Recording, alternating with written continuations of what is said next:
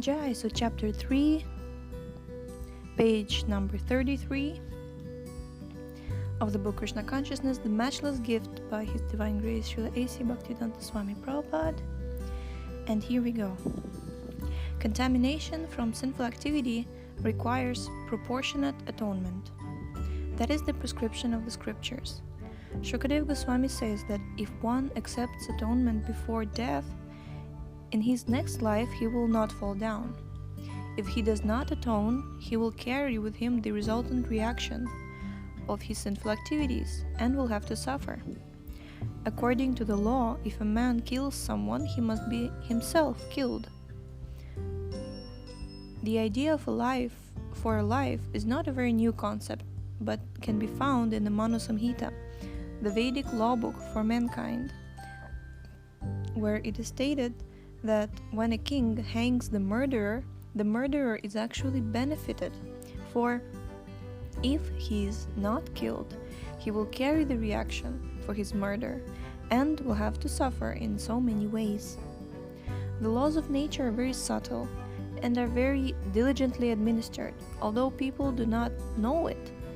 In the Manu Samhita, the concept of a life for a life is sanctioned, but it is actually observed throughout the world. Similarly, there are other laws which state that one cannot even kill an ant without being responsible. Since we cannot create, we have no right to kill any living entity, and therefore man-made laws that distinguish between killing a man and killing an animal are imperfect. Although there are imperfections in man-made laws, there cannot be defects in the laws of God. According to the laws of God, killing an animal is as punishable as killing a man.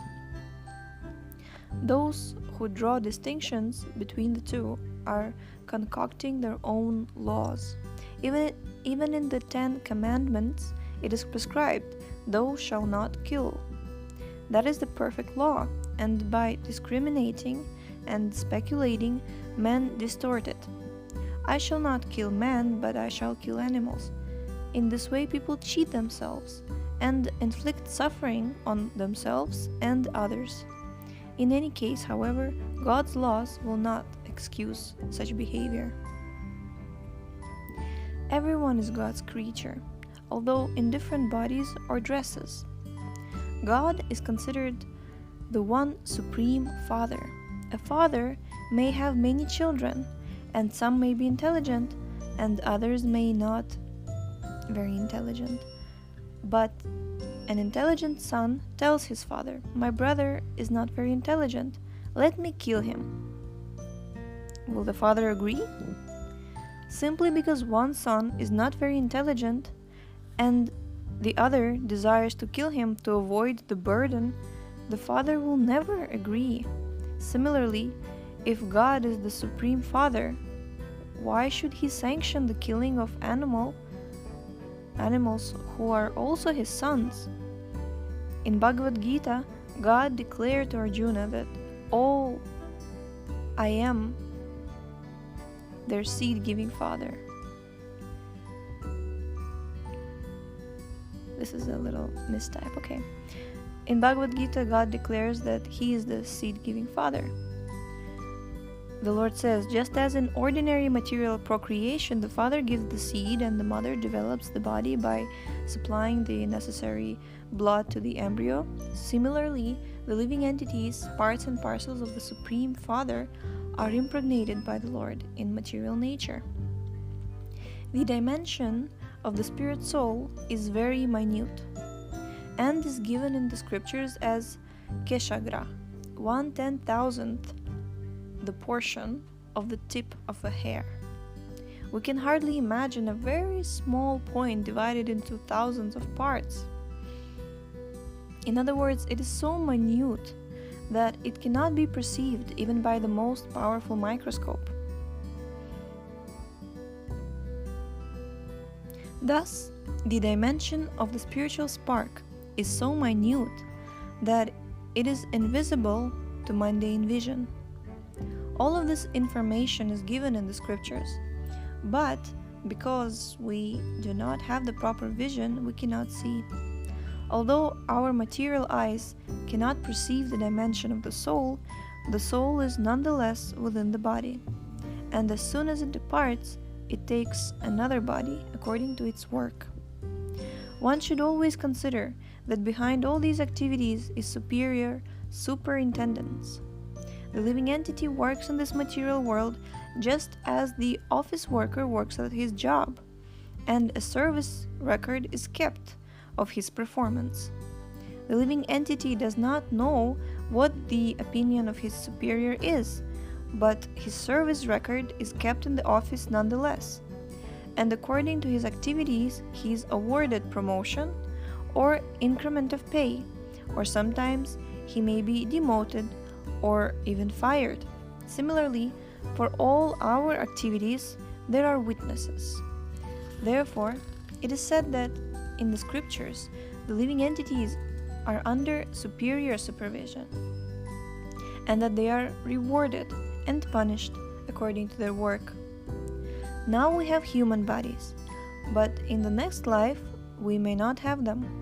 We may have something else, better or lower. The type of body is decided by the living entity's superiors. Generally, the living entity does not know the science of how the spirit soul transmigrates from one body to another. The spirit soul transmigrates even in the duration of one life as the body changes.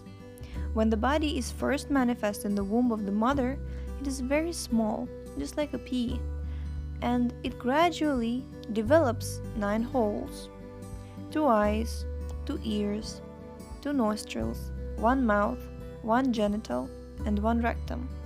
In this way the body develops, and as long as it needs to develop within the mother's womb, it remains there.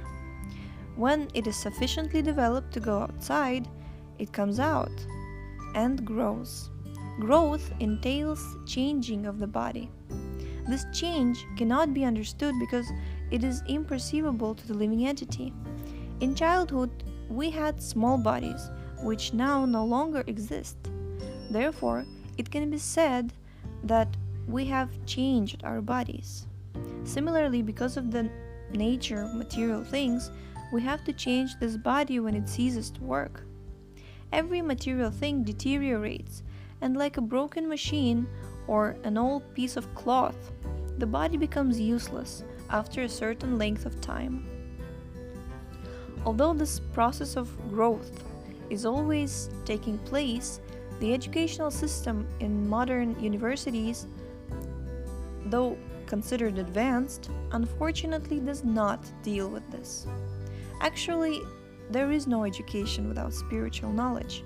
One can learn to earn bread, eat, sleep, and mate without a formal education. Animals are not educated, they're not technicians, and they have no university degrees, but they are also eating, sleeping, mating, and defending. If the educational system simply teaches these processes, it does not deserve the name of education. Real education enables us to understand what we are. As long as man does not develop his consciousness by understanding the truth of the self, all of his actions will be performed in the mode of ignorance. A human life is meant for victory over the laws of material nature. Actually, we are all trying to attain that victory in order to counteract the onslaught of material nature. The ultimate victory is to conquer birth, death, disease, and old age. But we have neglected this important point. If the educational system dealt with the proper utilization of what God is supplying, it would improve. All the fruits and the grains we eat are given by God, who supplies food to all living entities. In Srimad-Bhagavatam it is stated, Jivo Jivasya Jivanam. One living entity is food for another. Srimad-Bhagavatam 1.13.47. Animals without hands are food for animals with hands, such as ourselves. Animals with no legs are food for animals with 4 legs. Grass is a living entity, but it has no legs with which to move, and thus it is eaten by cows and other animals. Such non-moving entities are food for moving animals. And in this way the world is in a constant struggle between exploiters and exploited. The weaker is exploited by the stronger. That is nature's law. Traditionally, Vaishnavas, or devotees of Krishna, do not eat meat. This is not just for the sake of vegetarianism, but for the furtherance of God consciousness.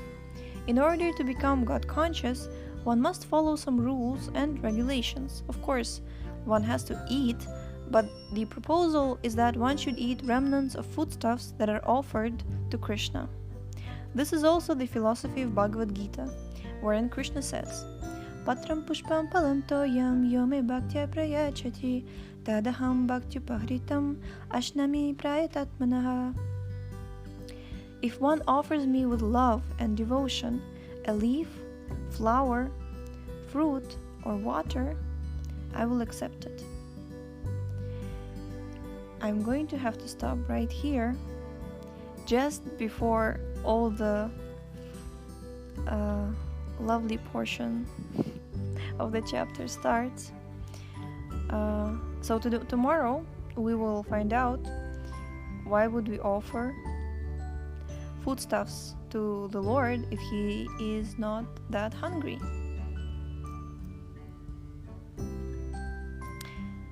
Okay, I'll just read these two sentences. It is not that Krishna is hungry and is begging for food from us. The purpose of this offering is to create loving transaction. Jai. And on this lovely note, we shall end today on page number 38. Jai Prabhupada.